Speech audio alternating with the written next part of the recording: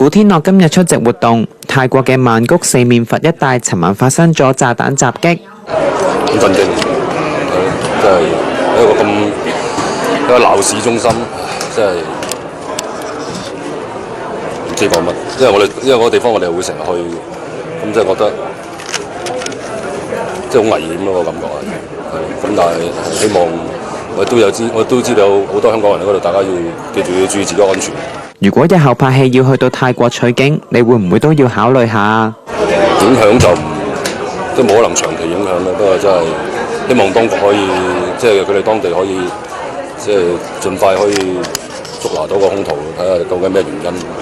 多唔多去拜四面？我都有嘅。全民無線有意翻拍《尋秦記》，由羅仲謙飾演你當年嘅角色，你有啲乜嘢意見呢？我冇辦法評價人哋，但係我哋係的而且確想拍一個電影版咧，仲喺度籌備階段，因為始終個年代唔同咗啦，科技都唔同咗啦。今日拍呢個故仔其實有好多嘢需要去改變一次。